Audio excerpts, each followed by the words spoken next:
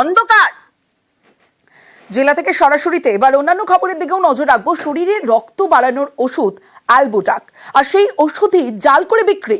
অভিযোগ পেয়ে উল্টোডাঙ্গা, সোদপুর, বারাকপুরে অভিযান রাজ্য ড্রাগ কন্ট্রোলের অফিসারদের। ওষুধের নমুনা পাঠানো হয়েছে ড্রাগ কন্ট্রোলের ল্যাবরেটরিতে। জাল ওষুধ আটকাতে অ্যাডভাইজারি আনছে রাজ্য। কখনো হাওড়ার আমতা থেকে বিপুল জাল ওষুধ উদ্ধার হয়, গ্রেফতার সংস্থার মালিক।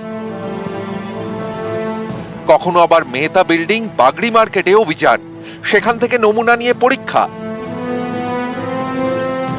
রাজ্য ড্রাগ কন্ট্রোল অফিসারদের নজরে এবার অ্যালবুটাক। শরীরে রক্ত বাড়ানোর জন্য এই ওষুধ কাজে লাগে। অভিযোগ, এই ওষুধই জাল করা হয়েছে, এরপর দোকানে দোকানে বিক্রি। এ নিয়ে নবান্নের নির্দেশের পরেই ময়দানে নামেন ড্রাগ কন্ট্রোলের অফিসাররা। শুক্রবার হানা দেন উল্টোডাঙ্গা, উত্তর 24 পরগনার সোদপুর এবং ব্যারাকপুরে। ওষুধের নমুনা সংগ্রহ করেন, পাঠিয়ে দেন ল্যাবরেটরিতে। জানা গিয়েছে, যে ব্যাচের ওষুধ নিয়ে অভিযোগ, সেই ব্যাচের ওষুধ তুলে নেওয়া হয়েছে।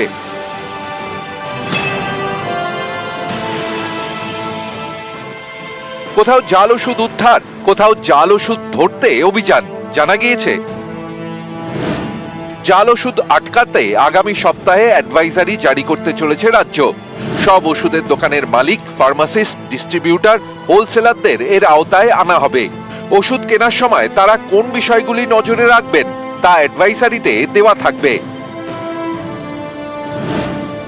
যেমন, প্রতিটি ওষুধের কিউআর কোড স্ক্যান করা, ওষুধের ব্যাচ নাম্বার দেখে অনলাইনে মিলিয়ে নেওয়া, ওষুধ কেনার আগে সংশ্লিষ্ট সংস্থার সম্পর্কে বিস্তারিত ধারণা নেওয়া, যে গোডাউন থেকে ওষুধ আসছে সেই গোডাউনে কখনো অভিযান হয়েছিল কিনা, সংশ্লিষ্ট ওষুধ সংস্থা কখনো ব্ল্যাকলিস্টেড কিনা, লাইসেন্স বাতিল হয়েছিল কিনা, এই সব খোঁজ নিতে হবে।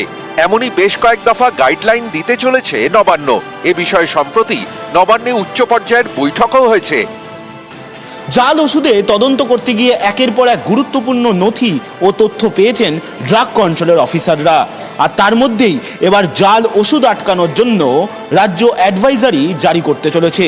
উদ্দেশ্য একটাই, দোকানদার থেকে শুরু করে হোলসেলাররা এই ওষুধ কেনার সময় যাতে সতর্ক থাকেন। ক্যামেরায় সুমন বোসের সঙ্গে সোমরাজ বন্দ্যোপাধ্যায়, নিউজ 18 বাংলা, কলকাতা। জেলা থেকে সরাসরি সব শেষে এবার আবহাওয়ার খবরের দিকে নজর রাখতেই হবে। তীব্র গরমে অবশেষে স্বস্তির বার্তা।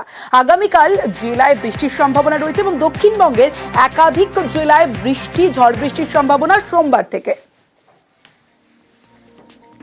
6 তারিখে মেনলি বাংলাদেশের গা ঘেঁষা জেলাগুলো, নর্থ সাউথ 24 পরগনা, নদিয়া এবং মুর্শিদাবাদে বিক্ষিপ্ত বৃষ্টিপাত হওয়ার সম্ভাবনা।